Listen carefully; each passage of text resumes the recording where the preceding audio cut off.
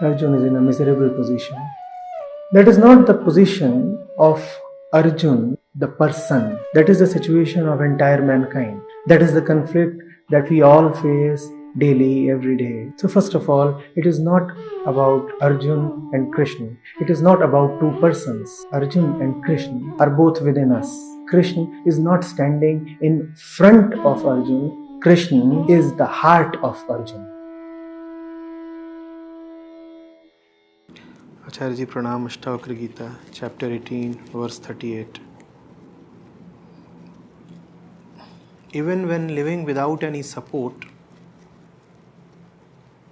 and eager for achievement, the stupid are still nourishing samsara, while the wise have cut at the very root of its unhappiness. Dear Acharya Ji Pranam, is the root here the ego? And if the ego is without any support, how can it still continue to nourish samsara? Even when living without any support and eager for achievement, the stupid are still nourishing samsara, while the wise have cut at the very root of its unhappiness. Yes, you could say the root is the ego. Shubhankar.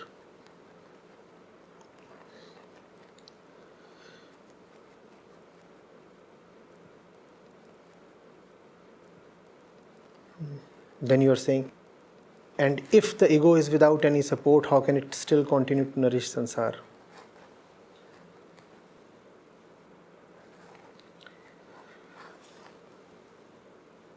It's a very good question. Please answer it.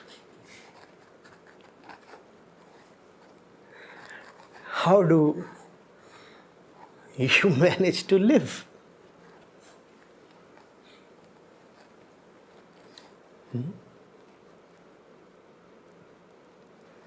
It's almost like asking, why was I shrieking in the dream?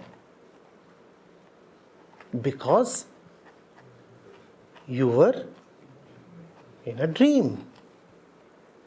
It's only now that you can say that the dream was a dream. In the dream, you hardly took the dream as a dream. When you are with an Ashtavakra, when you are sending over questions to me, then you come up with the fantastic revelation that the ego is without any support. But look at your dreamlike day-to-day life. There, do you realize that the ego is without any real support? In your dream, all appears so real. In your everyday life, all that the ego creates appears so real. The ego itself appears to be the foundation of your world. That is why the world stands. Otherwise, having seen that the foundation is non-existent, your world would have collapsed. The very fact that a personal world stoutly stands erect for you testifies that for you its foundation is not unreal. You are inhabiting that world. You are living in that building. Would you ever live in a building if you fully well knew that it has no foundation? But not only do you live in the building of your samsara, you invest a lot in it. You decorate it. In that same building is your house and your office. Would you build your house and your office in a building that has no foundation? No. But you have done that. And if you have done that, what does it prove? That you assume that the building has a very solid foundation. So now you are saying that the ego has no support, Acharyaji. But look at your actions and your decisions. They prove that you think that the ego has a lot of support. What is the ego? Please tell me. The ego is your sense of yourself.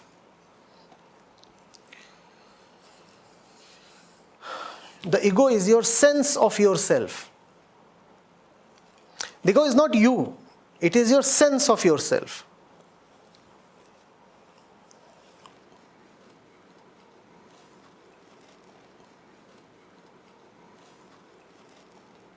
You are walking along an empty street in the middle of the night.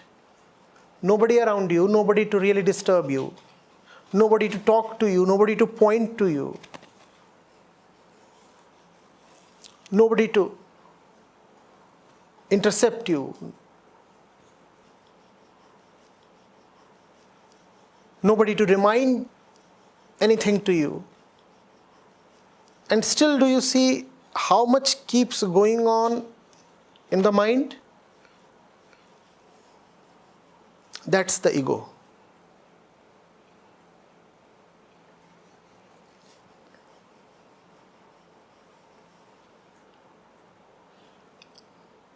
All might appear all right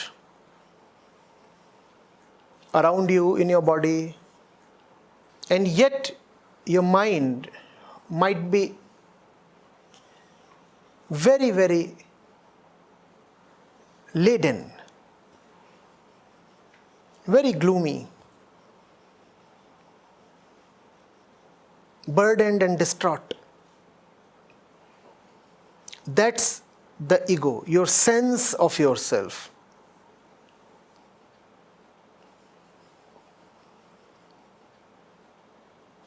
It does not have any foundation. It has no reality. It is not grounded in anything objective or metaphysical. It just needlessly exists. You can walk through that empty lane even without the buzz in the head. The buzz in the head serves no real, beneficial, practical purpose. But it still exists. Like the buzz in the minds of many of you right now, even as I speak. Does it serve any purpose? You would do far better to just shut down the buzz and simply listen. But the buzz refuses to be shut down. That's the ego. It needlessly exists and makes itself feel indispensable. Without me, how would things work? As if without all the internal chaos, you cannot walk through that street. Can you or can you not? But if you ask the ego would say, how dare you dismiss me and keep walking when something so very important is pending for you? So even as you walk, you must attend to the very important matter that I am presenting to you.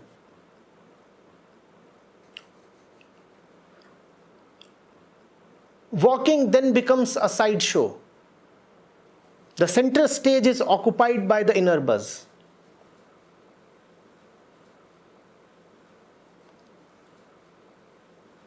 Does that happen or not? That's the ego. The ego of all important matters. The ego of things momentous.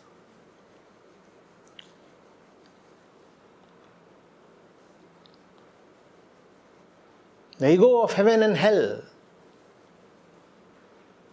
Ego of life and death. Ego of urgencies. Ego of emergencies.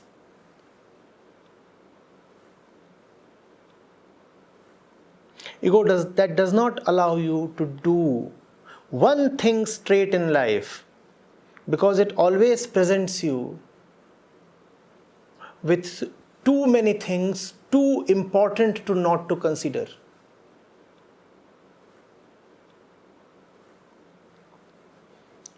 And as you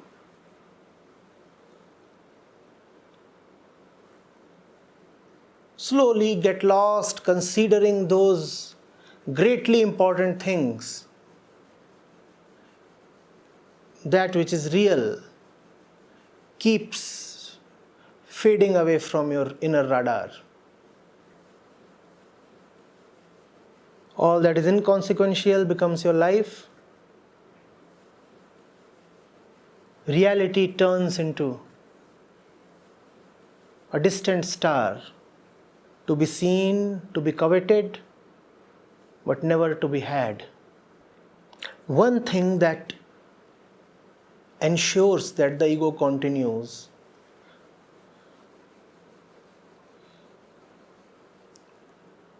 is its great weakness. It is not the ego's strength that enables it to continue, but its great handicap. What is that handicap? The ego has no power to observe itself.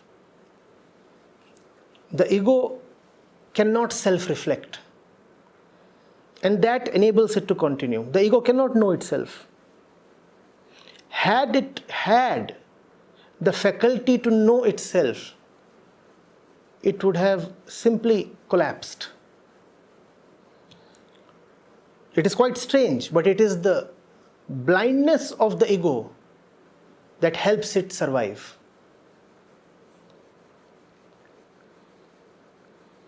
And that is why the day the ego comes to learn about itself, it finds nowhere to hide.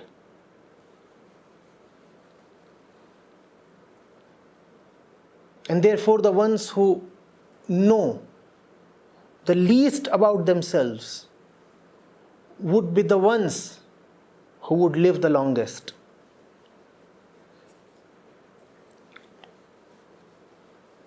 As you grow in self-knowledge, you find that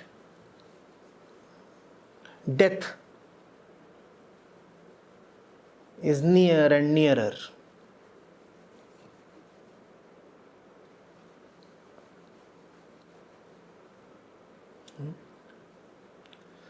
So bad news, Subhankar.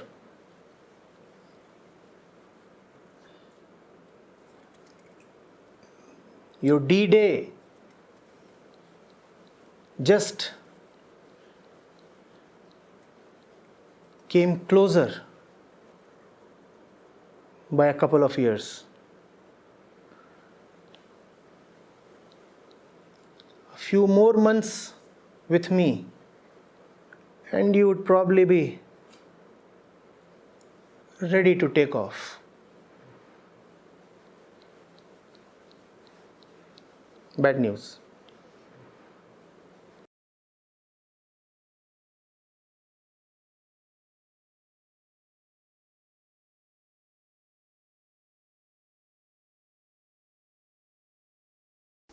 Acharya, while addressing one of the answer, you said that ego continues just because it is weak, and that is what urges it to continue. In one of the scripture, I came across a sentence, Nayen Atmane Balhin Labhyo, where Balhin or the strength has been referred to what? Basically the ego itself, right? So how are these things linked? I said the ego is weak it has a handicap. And what is that handicap? That it cannot look at itself. That it has no capacity to self-reflect. That is what I called as the... So if you have no capacity for self-knowledge, if you have no capacity to look at yourself and know who you are,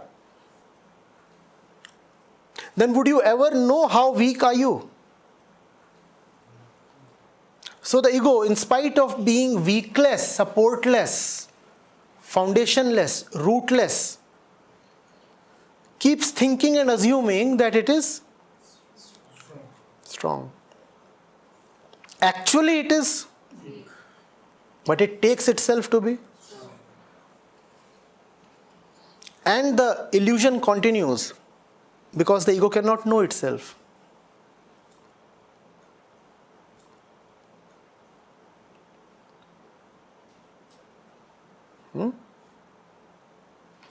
And hence, Nayam Atma Balhinyan Labhyo.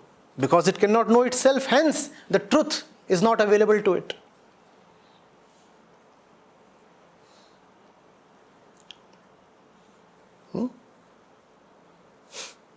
And then it keeps wondering. It says the truth should not have been available only to the Balhin, to the powerless one. Who am I? The powerful one.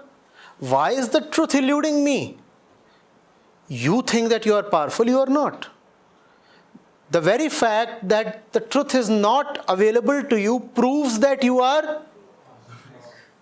powerless. But then instead of admitting that you are powerless, you keep struggling with the contradiction or a supposed contradiction that in spite of being so powerful, why do I not get the truth? If you do not get the truth, that merely means that you are not powerful.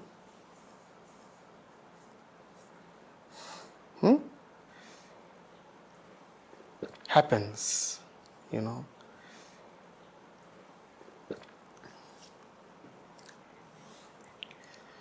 There was a time when rechecking of board papers used to be free, for free. But that brought in a deluge of re-examination requests, rather rechecking requests. People would not say that I did not do well. They would say there lies a contradiction. I did well, but the marks are not as per the expectations. It's another matter that 99% of the rechecking requests proved to be of no avail. There were people who would attempt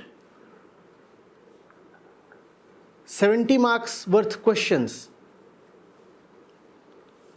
and would be surprised when they would get 72. They would say, we were expecting 85. Having attempted questions worth 70 marks, they would find it highly surprising that they got only 72. So, finally the board authorities realized that a fees has to be kept. And the fee was kept high enough to deter some of the daydreamers. We do not look at the hard facts. We operate from the center of our assumptions. So we say my assumption has to be the truth. And if the fact does not tally with my assumption, then there is something wrong with the fact. Now the fact is a fact. How can there be something right or wrong with the fact? The fact is an objective reality. You cannot quarrel with it. Obviously, if something within you is in disagreement with the fact, then the thing within you has to be challenged and scrutinized and changed. But we don't want to do that. That's ego. The I assumption, which has no grounding in fact but still exists. Could we learn to really live by facts alone. Sans any spirituality.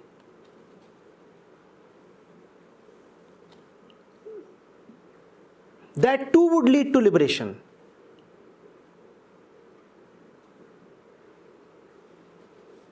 Just living by facts alone is in itself liberation. But we live in a dirty contradiction, a chaotic mess. Sometimes respectful to the fact, sometimes siding with the assumption, never fully knowing which way to go.